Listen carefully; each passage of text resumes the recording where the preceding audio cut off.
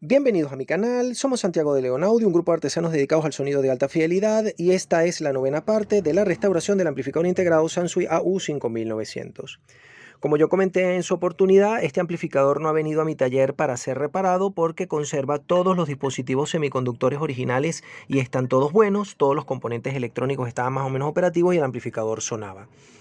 A estos amplificadores casi nunca se les daña el transformador de fuerza, pero este tampoco era el caso. Los filtros a veces se secan, pero este no era el caso. Y lo más normal es que se hayan dañado los transistores de salida, pero este tampoco, afortunadamente, fue el caso. Este amplificador está aquí para mostrar en qué consiste hacer la renovación de un amplificador, en qué consiste hacer un recapping.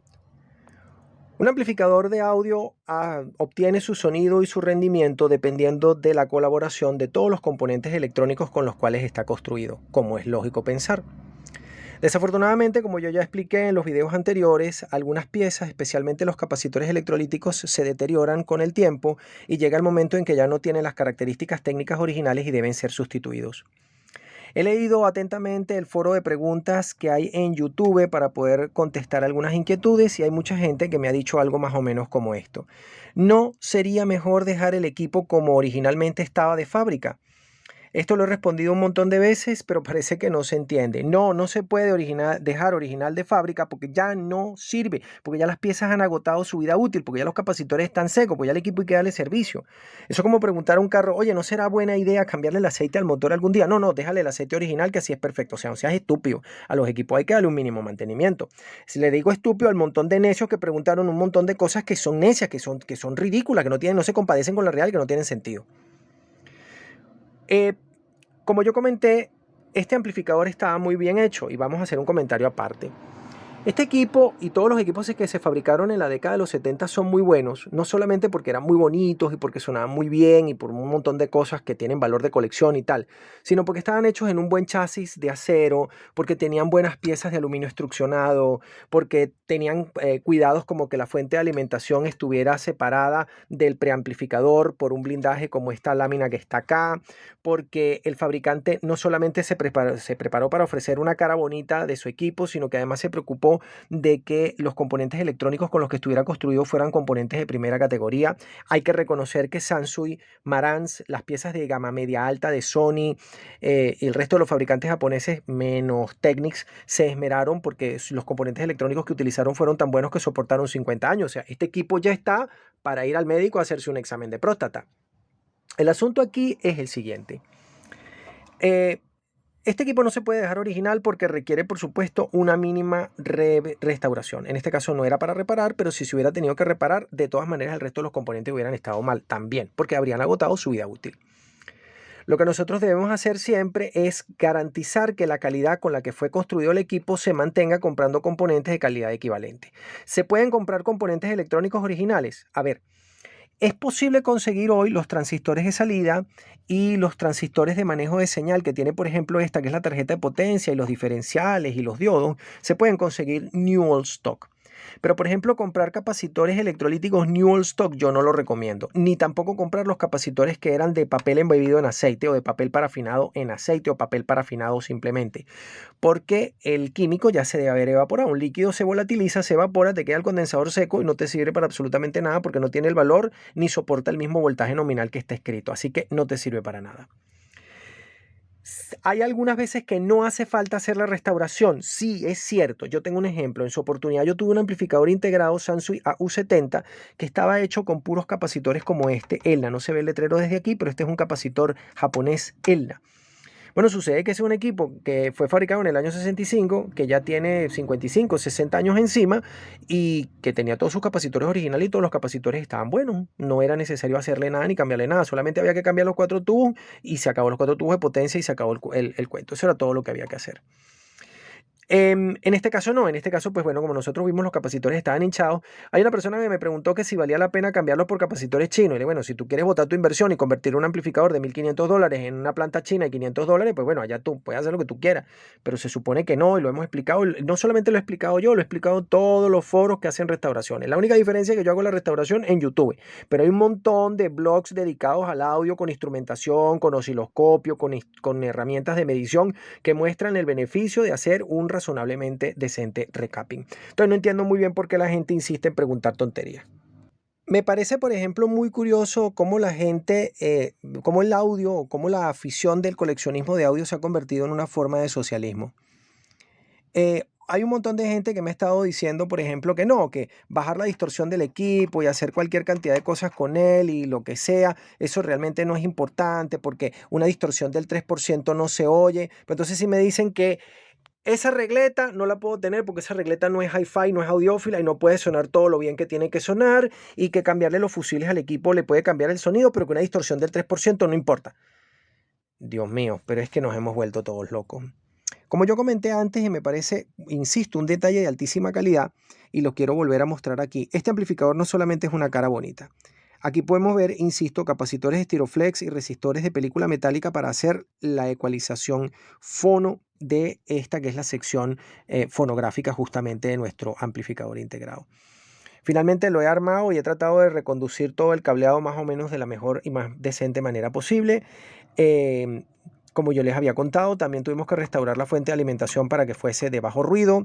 Hemos invertido el voltaje de esta sección invirtiendo estos cables para cambiar todos los transistores que eran NPN de entrada por PNP, porque los transistores PNP tienen menos ruido. Y finalmente hemos armado el equipo y en un momento pues vamos a tratar de conectar y ver cómo nos ha quedado y cómo funciona y cómo está hecho y qué características ha terminado teniendo. No lo voy a probar sonando en YouTube porque eso es una ridiculez. Ustedes terminarían oyendo no el sonido del amplificador, sino terminarían oyendo el sonido de mi micrófono y el sonido de sus altavoces o de sus audífonos. Eso no tiene ningún sentido. Es decir, la cantidad de deterioro de señal que produce el códec de YouTube con el que ustedes van a poder apreciar este contenido es mucho mayor que el deterioro de señal que produce un amplificador integrado de alta fidelidad como este. O sea, es un completo disparate, por mucho que los gurús insistan en que tal cosa es posible. Más adelante sí vamos a tener una sección o vamos a tener un audio, 3 videos que voy a dedicar a la historia del hi-fi y después 3 videos al auge y a la caída del sonido de alta fidelidad, que me parece muy interesante. En este momento estoy trabajando en ver cómo diseño primero un preamplificador valvular. Me parece una cosa bien interesante. Yo los he hecho de transistores, pero muy bajo presupuesto, muy en cajita de aluminio de proyecto, con un transformadorcito y un puente de 4 diodos y un regulador de voltaje, una cosita muy sencilla, pero ahora estoy en el interés de ver cómo me queda un prefono. Los prefonos son unos equipos interesantísimos y ya vamos a contar en un video por qué. En el último, cómo configurar su sistema de sonido de alta fidelidad, comenté acerca de los preamplificadores en general como equipos, que me parece que tienen unos puntos que son muy interesantes, y después vamos a ahondar el tema acerca de los preamplificadores valvulares. Haciendo un análisis más detallado de la construcción de nuestro amplificador integrado Sansui AU5900, lo podemos ver mejor en el diagrama esquemático. No voy a explicar los detalles de la electrónica porque este no es el propósito de este video, porque hay que recordar, yo sé que hay gente que sabe electrónica, pero tienen que recordar que mucha de la gente que ve este canal de YouTube no entienden electrónica, ni hace falta que la entiendan. Así que la explicación tiene que estar reducida como para que la pueda entender la mayor cantidad de gente posible. Así que solamente voy a decir de qué se trata cada etapa, pero no nos vamos a poner en el detalle de su funcionamiento. Veamos. Esta es la representación esquemática de todos los terminales RCA hembra de entrada que están colocados en la parte de atrás del equipo. El paso más largo de señal que se debe hacer en un amplificador integrado es cuando quiero oír un plato tocadiscos. Cuando quiero oír un disco long play en un plato tocadiscos, tengo que captar la señal con un cartucho fonocaptor. Un cartucho fonocaptor, se pueden conectar 2 platos tocadiscos en este equipo, inducirá una señal de 2.5 a 5 milivoltios sobre una carga de 30 a 100 kiloohms. Así era originalmente en el año de 1976 cuando se diseñó este equipo en particular. Hoy en día no. Hoy en día las cápsulas están dando de 4 a 9 milivoltios, cosa que es mejor, pero sobre una impedancia más alta, de 60 a 200K. La impedancia característica de salida de un cartucho es de 10 kiloohms, hoy en día de 20. La impedancia con la que se tiene que cargar el cartucho va de 60 a 200K. Bien, aquí hay un pequeño problema.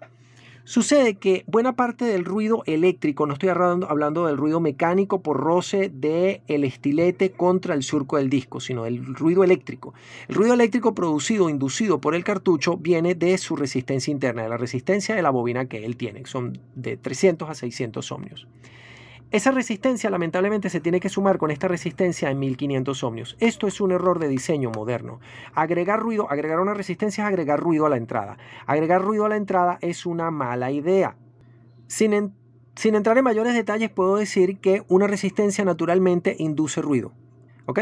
Creo que se llama ruido de Johnson o ruido de lo que sea. En cualquier caso, esta resistencia no debería estar aquí y a mí se me olvidó quitarla. Es un defecto de diseño original. La siguiente cosa es los acoples capacitivos. Cuando la señal entra a una etapa o sale de una etapa, se acopla mediante un capacitor. Hoy en día esto no se hace así. O se usan los capacitores de mejor calidad posible o directamente no se usan capacitores y se hacen acoples DC-DC. Pero los capacitores son a veces insustituibles. ¿Cuál es el problema? El problema es que este capacitor está formado por dos placas, como nosotros sabemos, los dos electrodos, los dos bornes, y además está separado por un dieléctrico que evita que el voltaje pase de un lado para otro. Bien.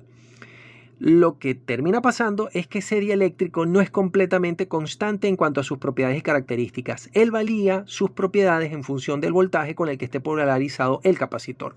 La consecuencia práctica es que la señal termina siendo distorsionada por el propio capacitor. La gente piensa que la distorsión solamente la agregan los bloques de amplificación porque los dispositivos semiconductores son ligeramente alineales, pero no, los acoples también meten distorsión y eso es un problema. Por eso hoy en día se evita usar todos los acoples que sea posible o usar solamente un acople. Por ejemplo, una sección fono moderna hoy en día no utilizaría este capacitor que está aquí. Y aquí pues sí se utilizaría un capacitor de acople pero de poliéster metalizado. Yo no sugiero aumentar, yo sugiero aumentar el valor de este capacitor tanto como sea posible porque mientras más grande su valor, menor será su distorsión armónica. Suena loco, pero pasa así. Con este no y con este no, porque sucede que estos dos capacitores forman la constante de tiempo de la frecuencia más baja que debe amplificar la etapa fono. Si esa frecuencia llega a ser, debería ser de 25-30 Hz, si llegara a ser más baja, lo que vamos a amplificar es el rumble que induce el giro de la plataforma del plato tocadiscos. Inmediatamente a continuación, después de la sección preamplificadora fono, tenemos el selector de entrada porque las secciones de preamplificación del resto de los equipos están dentro de los equipos. Es decir, hay una etapa de amplificación como esta en el deck de cassette, en el Open Rel, en el sintonizador de radio, en cualquier otro equipo que nosotros conectemos. Y luego viene una parte importante que es pasiva pero importante de un preamplificador. En este caso de la sección de preamplificación de nuestro Sansui 5900. El caso es que en un equipo normal esta señal tendría que recorrer un importante cableado desde los selectores hasta la entrada. Por supuesto, en el diseño del 5900 se ha simplificado todo lo posible para que el paso de la señal sea lo más directo posible. Pero tenemos un defecto que voy a contar acá. Aquí podemos darnos cuenta de que hay un montón de resistores, un montón de atenuación de señal y el conmutador de audibilidad, el loudness, que se encarga de enfatizar los bajos y los agudos. Pero los enfatiza en pasivo, es decir, él no tiene amplificación, pero sí tiene una atenuación de los medios a 10 decibeles. Eso obliga a que la próxima etapa, que es el preamplificador propiamente, tenga que tener una ganancia 10 decibeles más alta que la que hubiera necesitado tener si este estúpido loudness no estuviera aquí. Vamos, que agregar loudness significa tener que tener más ganancia en el preamplificador y mientras más ganancia le saquemos una etapa, más distorsión armónica vamos a tener. Entonces, quitar el loudness es quitar distorsión. Por eso los amplificadores de la siguiente generación, como el Pioneer 5900 que ya nombré o el Sansui 9900, no tienen loudness. No es un defecto de diseño, es que esos amplificadores están diseñados para usarse a todo volumen y quitar este loudness es quitar una fuente de distorsión. Otro problema distinto lo tenemos en los potenciómetros. Hay un amplísimo artículo dedicado a los efectos perniciosos de los potenciómetros deslizantes sobre película de carbono en una maravillosa página española que se llama PCP Audio, que yo les recomiendo visitar porque trata todos estos temas con bastante más profundidad. Pero yo no voy a hablar de eso, yo voy a hablar de otra cosa. El verdadero problema con los potenciómetros es que sus valores son muy grandes. Los componentes eléctricos, los resistores de alto valor, inducen ruido y me contaminan la señal, que aquí, por supuesto, no es tan pequeña como la que viene de la cápsula, porque ya aquí tiene 250 milivoltios, pero sí me contamina de ruido este paso de señal. De hecho, este paso de señal sigue siendo tan pequeño que aquí nos hemos visto obligados a utilizar un capacitor de baja corriente de goteo, entiéndase, de bajo ruido. Y aquí hemos tenido que utilizar un transistor de bajo ruido, pero el fabricante ha sido malo con nosotros y yo ya arreglé esto porque esto no debe ser. Estos transistores de ñoña siempre echan vaina. Donde usted vea unos 2SC1313 o donde usted vea unos transistores fabricados por Matsushita, quite esa porquería, salga de dificultades y mándelos a sustituir por transistores NPN de uso general o preferiblemente NPN de bajo ruido. En este caso, el único que tiene que ser realmente de bajo ruido circuito es este niño que está aquí, que está acoplado justamente con la entrada. Como yo comenté antes, este es el núcleo, el corazón de nuestro preamplificador y además tiene conectado junto con él el control de tonos. Lo no muy bueno de este circuito, que sería corregido ya en el Sansui AU 717, 517, 317, etc., es que él tiene dos etapas de amplificación en cascada. Esta es una etapa de dos transistores a las que le hemos tenido que sacar 10 decibeles más de ganancia para compensar el loudness que está atrás. Y él va a cargar al control de tonos, que es un control, no voy a decir cómo se llama este circuito, no importa, pero la cosa está en que este transistor es el que le da vida a este control de tono. Esta etapa de amplificación le hemos sacado toda la ganancia posible, es una sola etapa, y tiene mucha distorsión armónica par. El grueso de la distorsión armónica par que se produce en un preamplificador lo produce este tipo de control de tonos, que hoy en día ya no se usa así. Es decir, sí se usa esta malla, pero no se usa de esta manera. El hecho de tener dos secciones de amplificación en cascada hace que haya un mínimo deterioro de señal. El verdadero problema no está con este equipo, el verdadero problema está con el 6900 y con el 7900, que agregan otras etapas después de este control de tonos. Me explico. En el 6900 y en el 7900, estos conmutadores que están aquí todavía existen, que son el filtro subsónico y el filtro ultrasónico. Nada, que es un filtro pasa alto y un filtro pasa bajo, pero no se los hace en pasivo con conmutadores y unos cuantos componentes eléctricos pasivos, no, sino que se lo hace con una etapa de amplificación, con dos etapas de amplificación como esta, que son dos seguidores de extensión que meten mucha distorsión armónica par a la etapa. Por eso, por ridículo que parezca, el sonido, el mejor sonido lo vamos a conseguir del 5900, porque ya el 6900 y 7900 aquí agregan otro circuito con ganancia de tensión como este, que introduce distorsión armónica par. También podemos ver que el acople de señal se hace con capacitores. Este es un capacitor de bajo ruido, este ahora es un capacitor de bajo ruido. Estos dos son capacitores de uso general electrolíticos que no se portan tan mal porque el voltaje aquí prácticamente no se mueve. Aquí tenemos un acople, aquí tenemos un montón de acoples. Yo comento esto con todo detalle en mi libro Diseño de audio transistores, primera parte, en la que comento cómo los fabricantes han estado tratando de quitar este montón de capacitores, pero no por el costo, sino porque cada capacitor agrega un poquito de distorsión. Entonces un poquito aquí y un poquito aquí y otro poco acá y otro poco acá y otro poco acá y otro poco acá. Son muchos poquitos y muchos poquitos suman algo, suman bastante. Si ustedes ven el esquema de los preamplificadores modernos, se van a dar cuenta de que se usa básicamente un capacitor en la entrada y un capacitor a la salida, o los circuitos son DC-DC, o los tipos se lo inventan para no tener que usar estas piezas. ¿Por qué? Porque los capacitores no es que sean costosos, es que meten problemas. Además que por lo menos el de la entrada también tiene la corriente de goteo, que para el primer transistor se ve como ruido. Finalmente tenemos la etapa de salida.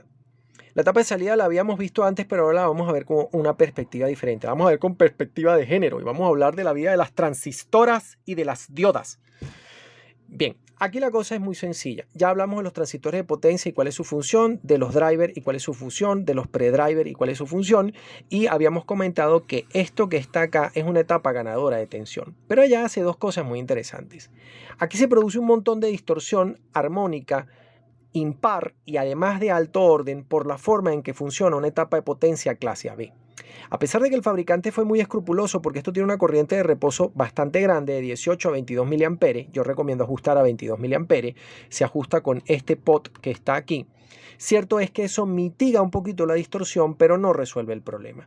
Lo que resuelve el problema es que el amplificador sea muy rápido, por eso también Sansui pone aquí transistores de potencia de conmutación rápida. Nunca pongan unos TIP 31, TIP 32, TIP 41, TIP 42, ninguno de esos transistores de un semiconductor sirve para media mierda, porque ya lo intenté y suena horrible, todo. Lo que realmente resuelve el problema es tener transistores bien polarizados y de alta corriente de salida, de alta corriente de polarización, perdón, y que el bloque tenga una gran ganancia para poder corregir la distorsión. Hay un artículo también en la página PCP Audio donde comentan cómo se trató de resolver este problema justamente en el tiempo de este amplificador en los años 70, metiéndole mucha ganancia de tensión a los bloques para que al momento de retroalimentar hubiese mucho margen de ganancia. Hablemos de esto un poquito para vernos por pedacito. La ganancia del bloque es la ganancia que hay desde este punto de entrada a este punto de salida, y la ganancia del bloque de retroalimentación es la que hay desde este cable hasta aquí. La función que va de aquí para acá es GDS y la función que viene de aquí para acá es HDS. Mientras más grande sea G respecto de H, menor distorsión vamos a tener, pero eso no resuelve completamente el problema. Lamentándolo mucho, no resuelve completamente el problema, porque hay una limitación en los tiempos de conmutación. Es decir, todos estos transistores que van desde aquí hasta aquí trabajan prácticamente en clase A, están todo el tiempo prendidos. Pero estos 4 transistores que están en la salida prenden y apagan, prenden y apagan, prenden y apagan. Y eso crea dificultades. Uno de los propósitos del diseño y por supuesto uno de los propósitos de hacer la corrección en el amplificador es lograr que sea un poquito más rápido. Un truquito de Yamaha que se me olvidó hacer en este amplificador, pero que lo haré en la próxima restauración. Colocar aquí un capacitor, eso se ajusta simulando el circuito con el workbench, de 47 a 100 nanofarad para que la cosa quede mejor. No me estiro más en este video y tendremos que grabar una 10ª parte. Somos Santiago de León Audio desde Caracas, Venezuela. Saludos y suerte para todos. Esta fue la 9ª parte y ya habrá que grabar una 10ª donde mostraré el amplificador armado.